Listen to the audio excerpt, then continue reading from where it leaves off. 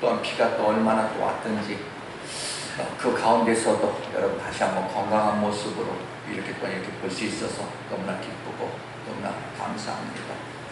우리 오랜만에 보니까 그래도 우리 안재현 청년도 이제 방학이라 또 부모님 뵈러 또 이렇게 올라온 것 같습니다. 뵙게 돼서 너무나 반갑고 감사하고 우리 옆에 사람 이렇게 쭉 보면서 한번 인사 한번 이렇게 합니다. 오늘은 이렇게 합니다. 그대가 그대 될 수 있었던 것은 다 내 기도 덕입니다. 라고 인사 한번 합니다. 그대가 그대 될 수 있었던 것은 다 내 기도 덕입니다. 사실 기도라는 소리에 자신이 없는 것 같기도 하고 저만 이렇게 떠드는 것 같기도 하고 여러분 오늘 이렇게 정말 이렇게 건강한 모습을 위해서 다시 한번 감사 말씀드리고 오늘 출애굽기 32장 7절에서 14절에 있는 말씀 모세의 기도, 모세의 중보에 대해서 오늘은 말씀을 다시 한번 이어가려고 합니다. 오늘 이 시간에 정말로 제가 전하고자 하는 그 이상으로 여러분들이 사모하는 그 이상으로 하나님이 더해주시는 귀한 축복이 귀한 은혜가 여러분들 위해 다시 한번 임하기를 다시 한번 축복합니다. 오늘은 모세의 중보입니다. 이제까지 몇 주간에 계속 걸쳐서 하나님의 마음을 한번 읽어보자. 하나님의 마음을 읽을 수 있는 그 중보의 어떤 기도, 중보의 그 영성을 이렇게 말씀에 따라서 쭉 보고 있습니다. 오늘은 모세입니다. 모세의 기도를 통해서 이 모세의 중보를 통해서 하나님의 마음을 다시 한번 오늘 알아줬으면 좋겠습니다. 모세는 출애굽한 그 백성들을 광야에 두고 이제 전 시내산에 올라갔습니다. 조그맣지 40일 동안 하나님과 깊은 영적 교제를 이 모세는 나누고 있었습니다. 그 깊은 영적 교제 안에서 이 모세는 하나님으로부터 십계명을 비롯해서 많은 어떤 절기법, 그 다음에 민법, 사회법, 성막법, 어떤 제사법, 온가지의 어떤 은혜들을 입었습니다. 이제 모세는 기쁜 마음으로 이제 시내산에서 내려와서 이 백성들에게 다시 한번 돌아간 이 기쁜 소식을 전할 그런 마음을 가지고 있었습니다. 그런데 이제 내려가야 될 시간이 점점 가까워졌습니다. 아마도 이 모세는 하나님으로부터 받은 이 선물들을 인해서 얼마나 기쁘고 감격하고 얼마나 흥분을 했겠습니까? 사람들에게 가지고 갈 수 있었던 것이 너무 많았기 때문에 그렇습니다. 이렇게 흥분한 가운데 이 백성들에게 돌아올 그런 준비를 하고 있는 모세에게 하나님으로부터 하늘로부터 무너지는 그런 소리를 듣게 됩니다. 산 아래에 이 어리석은 백성들이 지금 금송아지를 만들고 그 금송아지 앞에 춤을 추며 날뛰고 있다라는 이야기입니다. 최악의 영적 타락이요, 정말 최악의 성적 타락이었습니다. 저들이 금송아지를 만들어 스스로 하나님의 어떤 백성임을 놓아버리고 있는 그런 어리석음이었습니다. 저들이 누구입니까? 하나님이 친히 너는 내 백성이다, 내 아들이다, 내 장자라 이렇게 하셨던 그런 사람들입니다. 430년 동안 애굽에서 정말 노예 생활로 살아갔던 그 사람들을 하나님의 은혜를 입어서 10가지 재앙 중에서 그 기적과 같은 그런 재앙을 통해서 그 출애굽의 구원의 은혜를 입었던 사람들입니다. 저들은 홍해를 건넜고 마라의 쓴물에서 단물이 되는 그런 기적도 경험을 했고 아멜렉을 이기는 경험도 했고 무엇보다도 구름기둥, 불기둥의 그런 인도 가운데 살아가던 그런 은혜를 입은 사람들이었습니다. 그리고 그 금송아지를 만드는 날, 그날 아침에도 그들은 여전히 하나님이 내려주신 그 만나의 은혜를 먹고 입었던 그런 사람들이었습니다. 세상에 그 어떤 민족이 이 정도의 은혜를 입었고 이 정도의 어떤 축복을 경험할 수가 있었겠습니까? 그 은혜를 입은 사람들이, 그 축복을 경험한 그 자들이 여호와 하나님을 떠나 금송아지를 만들었다라는 사건입니다. 우리에게 순종을 요구하고 우리의 어떤 의지와는 관계없이 내일 일은 안 몰라요. 정말 그렇게 인도하시며 따라오라고 그렇게 말씀하셨던 그 하나님, 이제는 그 하나님 말고 내 마음대로 움직여 줄 수 있는 그런 신이 필요하다라는 이야기입니다. 사랑하는 여러분, 우상을 섬기는 것이 어떤 죄인지 아십니까? 100% 우상을 섬기는 그런 사람들은 우상을 섬기는 것이 아닙니다. 자기 자신을 섬기는 겁니다. 모세가 소개한 하나님은 여기까지 인도한 것으로 충분하고, 이제는 우리는 우리를 즐겁게 해줄 수 있는 그런 하나님, 그런 신이 우리에게는 필요하다라는 것입니다. 이런 마음으로 금송아지 앞에서 정말로 미쳐 날뛰니 그 최고의 어떤 육적 쾌락이 그 삶 속에 그들에게 있어졌다. 그들이 애굽에서 보았던 애굽인들의 어떤 죄악을 그대로 그들도 재현하고 있더라라는 말입니다. 눈을 들어 조금만 보면 지금 저 산 위에서 하나님의 임재의 어떤 구름이 있어진 가운데 정말 자신들을 위해서 엄청난 축복이 지금 하나씩 주어지고 있는 가운데, 저 산 아래 정말 저들은 육적 쾌락의 어떤 달콤함에 정말 취해버리고 말았다. 도저히 하나님의 백성이 아니게 되어버렸다라는 사실입니다. 우리에게도 이런 경우가 있지는 않을까. 어쩌면 하늘에서는 정말 우리를 위해서 엄청난 축복이 준비되고 있는 가운데 우리를 위해 우리는 이 불신에 빠져있는 경우 우리는 있지 않는가. 또 미래적 어떤 축복이 준비되어 있는 가운데 오늘이 힘들다고, 오늘은 재미있었으면 좋겠다고 우리 어떤 불신에 빠져있는 그런 경우는 없을까. 우리가 날마다 깨어 있어야 될 그런 이유, 우리가 깨어 예수를 잘 믿어야 되는 이유, 내가 오늘 정말 남다른 어떤 믿음으로 내가 몸부림치면서 내가 살아가야 될 그런 이유, 미래의 나, 하나님이 원하시는 나, 그대가 누구인지 아직도 우리는 모르기 때문에 우리는 몸부림쳐야 됩니다. 사랑하는 여러분, 여러분의 미래가 하나님에서 더 큰 그림을 그려낼 수 있는 그런 복된 은혜가 있기를 다시 한번 축복합니다. 이 금송아지 사건 가운데 이제 하나님의 진노는 어떻게 나타납니까? 그 말씀 한 말씀씩 우리가 본문을 살펴보면서 한번 보겠습니다. 7절에 보면 이렇게 시작합니다. 여호와께서 모세에게 이르시되 너는 내려가라. 네가 애굽 땅에서 인도하여 낸 네 백성이 부패하였다. 이렇게 말합니다. 하나님께서 내 백성 이렇게 말하지 않고 네가 인도해낸 네 백성이 지금 금송아지를 만들어 놓고 부패하고 미쳐 날뛰고 있어. 이렇게 이야기합니다. 너희들은 내 아들이라 내 장자라 그렇게 외치셨던 그 하나님이 네 백성이야. 모세야, 저들이 내가 아니라 네가 지금 없다고 지금 금송아지를 만들어 놓고 바로 네 백성 이렇게 말합니다.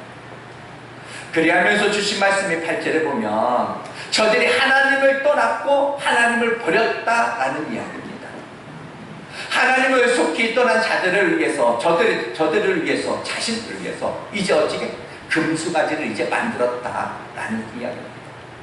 이런 저들의 행위에 대해서 하나님의 평가가 무엇입니까? 9절에 보면 이렇게 말합니다. 여호와께서 또 모세에게 이르시되 내가 이 백성을 보니 목이 뻣뻣한 백성이로다. 저들이 지금 교만하고 완고하고 나 여호와를 대적하고 있다라는 이야기입니다. 이런 가운데 하나님의 경고의 말씀이 선포되어지니 10절입니다. 그런즉 내가 하는 대로 두라.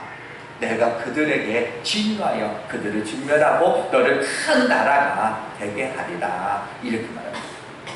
모세야, 내가 하고 싶은데 내가 하는 대로 너 그냥 둬. 내가 저들을 진멸할 거야. 세상에 많고 많은 민족들 가운데 특별히 이 선택하여 애굽에서 출애굽의 어떤 은혜를 베풀었던 저들, 언약 안에서, 어떤 율법 안에서 하나님의 백성으로 삼기 위해서 온갖 선물을 다 허락하셨지만 타락하여 있는 저들에게 하나님이 하나님 자신이 이제 싹 빠져버리고 나와 저들을 이젠 진멸하겠다, 이렇게 선포합니다. 이스라엘 백성들을 향하여서 하나님의 어떤 실망이요, 하나님의 포기하시는 그런 모습입니다. 바로 촛대를 옮기시는 그 하나님이 저들을 떠나버리시겠다라는 것입니다. 여기서 우리가 보이지 않는 그런 하나님의 마음을 한번 보자라는 이야기입니다. 그 하나님의 얼마나 애절한 그 마음이 이 말씀 속에 있을까. 놀라운 것은 하나님께서 저들 금송아지를 만들었다는 그런 사실을 하나님은 다 아셨습니다. 만들고 있다는 그 사실을 아시면서도 하나님이 모세에게 안겨주시는 그런 선물들 하나씩 이 모세에게 더해주시는 그 가운데 말씀으로, 모세야, 내 백성이 아니야, 네 백성이야. 저들이 나를 떠났어. 나도 저들을 떠날 거야. 모세야, 내가 저들을 이젠 멸망시킬 거야. 그리고 너에게는 내가 더 크고 강한 나라를 내가 줄게. 그렇게 입으로 진노의 말씀을 하시면서 저들에게 가야 할 그 모세에게 한 계명 십계명을 비롯해서 많은 어떤 율법, 많은 규범들을 이 모세에게 선물로 안겨주시고 있었다라는 사실입니다. 여기에서 도대체 하나님의 마음이 무엇일까? 우리는 그 하나님의 마음을 읽을 수 있는 또 하나의 성경 구절을 다시 한번 봅니다. 10절에 보면 이렇게 말합니다. 내가 하는 대로 두라. 그냥 두라. 내가 그들에게 진노하여 그들을 진멸하고 너를 큰 나라가 되게 내가 해줄게 라는 이야기입니다. 여기서 저 개인적으로 하나님의 마음을 다시 한번 읽어보는 성도님, 사실 전능하신 하나님이 무엇인가를 하시고자 한다면 누가 그 하나님을 막을 수가 있겠습니까? 모세가 아니라 그 누구도 하나님이 하시고자 하는 일에 누가 과연 돌이켜서 그 하나님을 막을 수가 누가 있겠는가? 그런데 하나님께서 모세야, 내가 하는 대로 그냥 두라, 이렇게 말합니다. 이 말을 가장 우리 한국식으로, 우리나라 말로 표현하면, 모세야, 내가 저들을 이제 진멸할 텐데, 내가 저들을 이제 멸망을 시킬 거야. 그런데 너 나 말리지 마. 나 그냥 냅둬. 이 소리입니다. 여기에 담겨진 마음이 무엇일까? 모세야, 저들 지금 금송아지도 만들었어. 저들을 지금 멸망시킬 그런 심판의 어떤 기준이 되었어.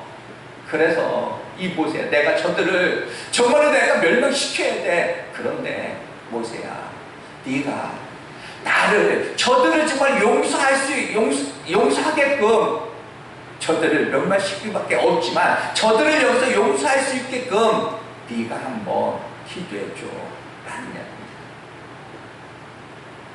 그 어떤 내가 저들을 용서할 수 있게끔, 모세야, 네가 기도로서 어떤 용서의 어떤 충족을 네가 시켜줘라.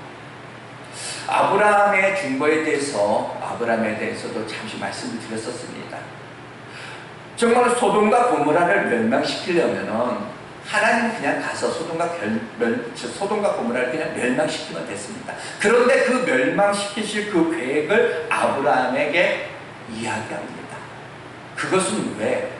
아브라함아, 내가 저 소돔과 고모라를 내가 멸망시켜야 되는데, 너무나 죄악되어서 내가 멸망시켜야 되는데, 내가 그들을 용서할 수 있게끔 네가 중보의 역할을 좀 해다오 라는 하나님의 마음이었습니다.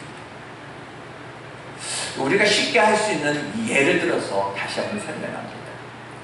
아이가 말을 안 들었을 때 너무너무 내가 정말 화가 나, 감정 조절이 안 되는 그 아빠가 정말 막대기를 꺾어가지고, 당신 나 말리지 마. 내가 저놈 오늘 내가 버리장머리 붙여놓을 거야. 너 이리 와. 하고서 안방으로 그 아들을 데려갔을 때 정말 그 아이들을 진짜 혼내고 싶은 마음이 있었다면 아마 문을 잠그고 아마 했을 겁니다. 그러나 문을 잠그지 않았을 때 그때 그 아빠의 마음은 무엇이었을까라는 거예요. 엄마가 와서 좀 말려줬으면 하는 마음이 있지 않았을까. 엄마가 와서 여보 미안해, 내가 잘못했어. 애가 잘못한 건 사실이지만 내가 잘못한 거야. 얘를 내가 돌봤어. 미안해. 여보 미안해. 그만 화내고 이 아이 용서해줘.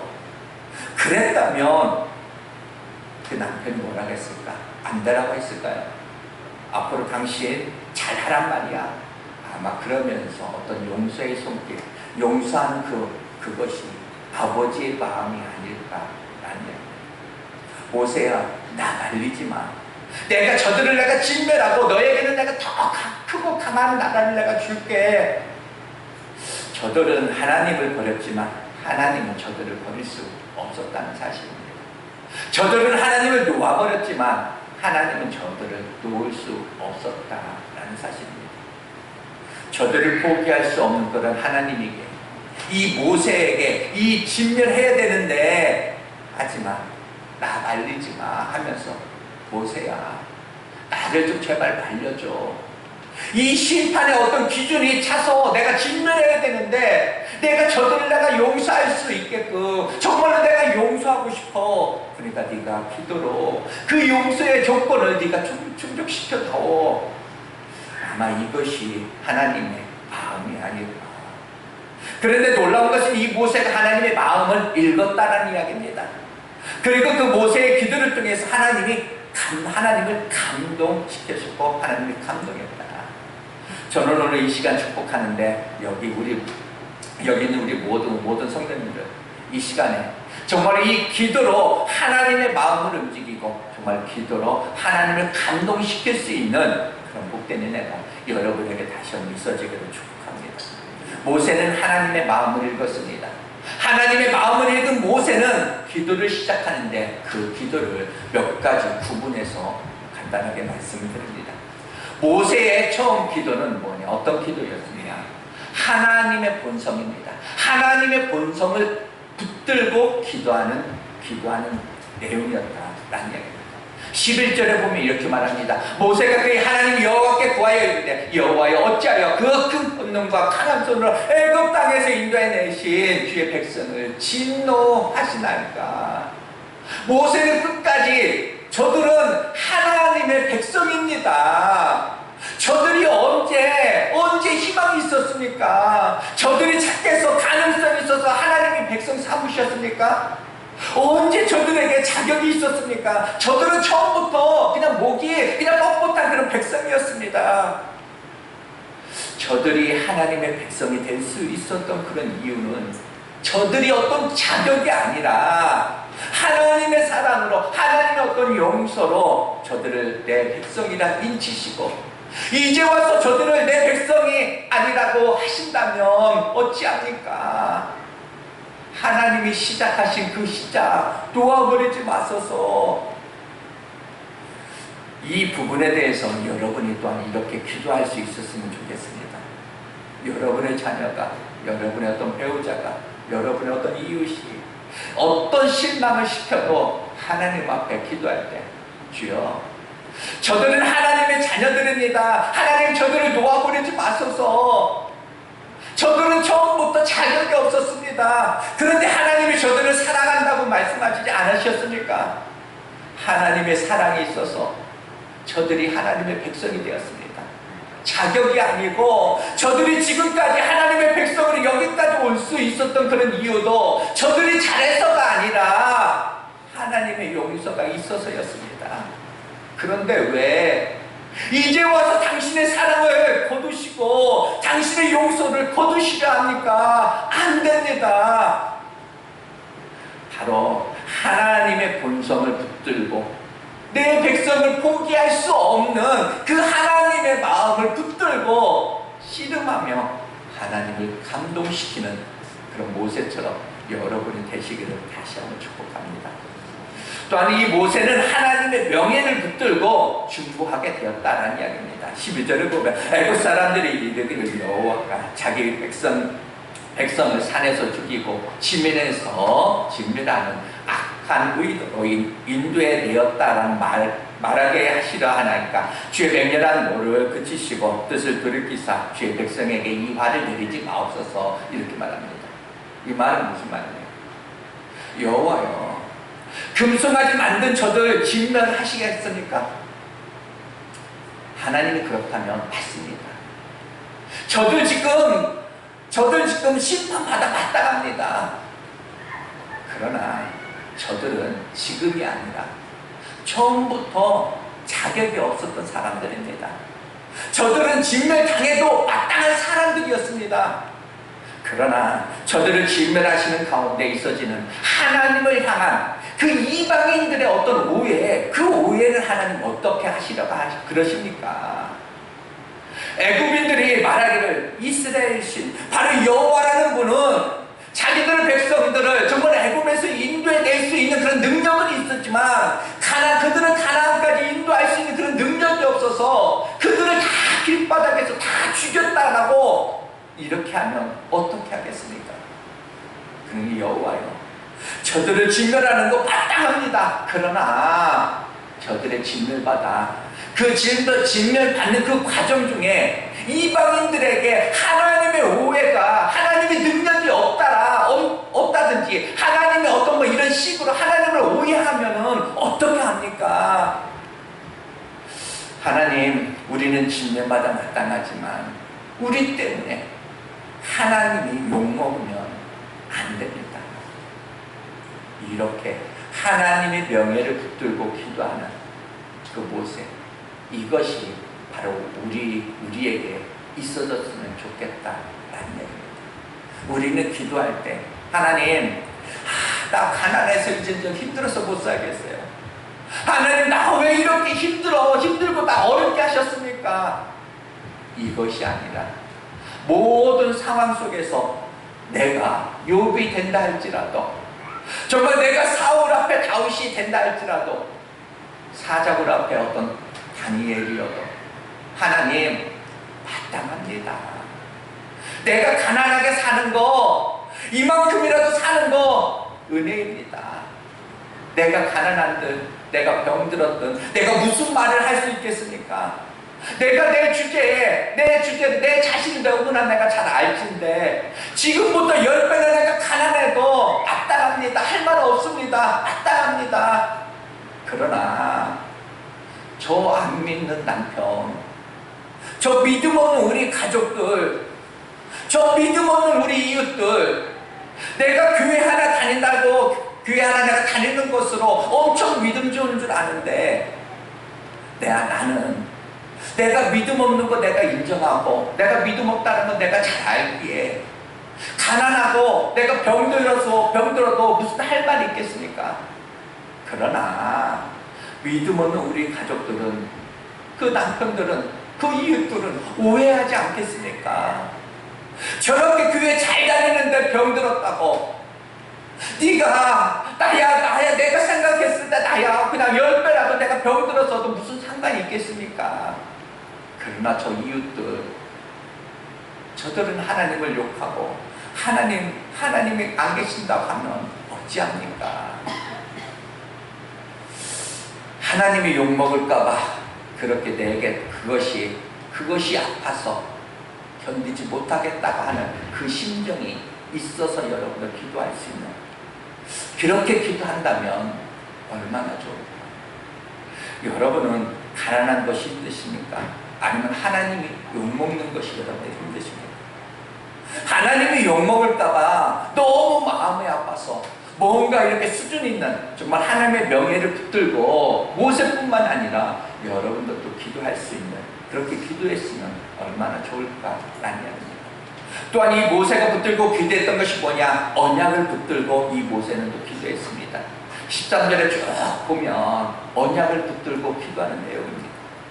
하나님께서 지금 이들에게 금송아지를 만들어 진멸한다 했지만 이들이 아니라 이들의 조상 아브라함과 이삭과 야곱, 그 이스라엘에게 이미 저들에게 언약 앞에서 당신의 어떤 백성으로 삼으셨고, 하나님께서 이들을 언약 안에서 당신의 사랑하는 장자라, 너는 내 백성이라, 이렇게 언약의 안에서 이렇게 세워주셨습니다. 하나님께서 이들을 여기서 만약에 진멸한다, 그것이 아니라 이미 저들에게 이미 약속하셨던 그 금송아지 만들어서 진멸하신다 말씀하지 마시고, 하나님께서 저들에게 이미 약속하셨던, 조상들로부터 언약하시고 약속하셨던 그 말씀, 내가 가나안 땅을 너희들에게 줄게, 그 약속하셨던 그 언약을 하나님 기억하시고, 하나님 그 언약 놓지 마소서. 무슨 때대로 이 가나안의 축복이 저들에게 있어질 수 있도록 그 은혜, 그 언약, 그 말씀 놓지 마소서 하는 모세, 그 언약 붙들고 하는 그 기도의 내용입니다. 하나님 약속하셨잖아요. 아브라함과 이삭과 야곱에게 그 약속하신 그 약속, 하나님은 그 안에서 스스로 자신이 매인바되어 있습니다. 나는 아브라함의 하나님의, 이삭의 하나님의, 야곱의 하나님이라 여기 이렇게 말씀하시면 너희들이 자격이 있어서가 아니라 이미 이들에게 약속하신 그 약속의 하나님이시기에 그 약속을 이루어 가신다. 아니야. 여기서 우리가 알아야 될 것은 산 아래 이스라엘 백성들입니다. 그 이스라엘 백성들, 금송아지를 만들고 지금 미쳐 날뛰고 있는 하나님께서는 저 백성들을 진멸한다 하십니다. 그러나 여기서 신기한 것은, 백성들을 찾아가 내가 너희를 진멸할 거야 이렇게 말하지 않고, 그냥 그들을 진멸하는 것이 아니라 영적으로 가장 충만한 그 모세에게 내가 저들을 진멸할 거야 이렇게 하면서 나 말리지 마, 이렇게 말리지 말라라고 이렇게 하셨습니다. 만약에 이때 모세가 그대로 하나님과 이 백성들의 어떤 틈바구니 안에서 두 손 들고 이 모세가 기도했습니다. 하나님, 저들 멸하지 마소서. 저들은 하나님의 백성입니다. 이렇게 기도하는데 여러분들에게 한 가지 한번 물어보겠습니다. 모세가 그렇게 간절히 정말로 기도할 때 저들은 여전히 이 금송아지를 만들고 밑에서 날뛰고 있었습니다. 근데 여기서 알아야 될 것은, 지금 저 땅에서 어리석은 백성들은, 이스라엘 백성들은 이 산 위에서 이 모세가 자기들을 위해서 어떤 운명을 걸고 하나님과 지금 어떤 중부의 씨름을 싸우고 있다라는 그 사실을 이 밑에서는 알고 있었을까라는 이야기입니다. 모르고 있었다는 이야기입니다. 그렇게 모세가 목숨 걸고 기도하는 줄 밑에서는 모르고 있다. 자신들의 어떤 머리 위에 어떤 심판이 임해 있다는 사실도 모르는 가운데 하나님이 우리를 그냥 놓아두는 줄 알고 그렇게 미쳐 날뛰고 있는데, 모세가 산 위에서 외로운 어떤 영적 씨름을 하고 있었다라는 사실입니다. 사랑하는 여러분, 이것이 바로 영적 파수꾼의 사명입니다. 우리가 누군가를 위해서 기도하고 영적 싸움을 싸울 때 때로는 처절하고 외로울 수 있습니다. 누구도 알아주지 않을 수 있습니다. 우리가 영적 파수꾼으로서 남편과 하나님 사이, 자녀들과 하나님 사이, 교회와 하나님 사이, 그 사이에서 이들을 위해서 우리가 눈물로 기도하는 그 기도 아무도 알아주지 않습니다. 그럼에도 불구하고 이 영적 파수꾼의 특징은 기도를 쉴 수가 없다. 그것이 하나님의 주신 마음입니다. 왜 이렇게 애절해야 되지? 왜 이렇게 내가 간절해야지? 가족들도 때로는 당신 미쳤어 이렇게 합니다. 그런데 분명한 것은 내 마음에 거룩한 부담을 주신 그 하나님을 씨름하게 하는 것. 모세의 기도 가운데 마지막으로 보면 영혼을 건 그런 기도가 있습니다. 사랑의 기도입니다. 놀라운 것은 모세가 어떻게 기도하는가? 저도 이렇게 정말 이 모세처럼 기도했으면 좋겠습니다. 31절에 쭉 보면은 모세가 여호와로 다시가 여쭈어오되 슬프로소이다. 내 백성이 저들을 위하여 금시장을 만들었사오니 큰 죄를 범하였나이다.